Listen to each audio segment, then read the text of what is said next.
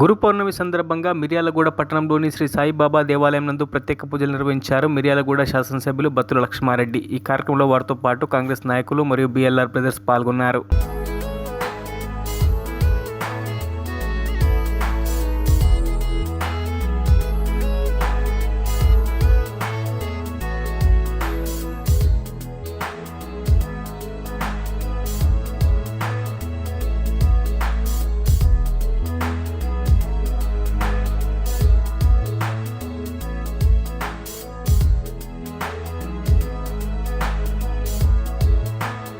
మరిన్ని అప్డేట్స్ కోసం మా ఛానల్ని సబ్స్క్రైబ్ చేయండి.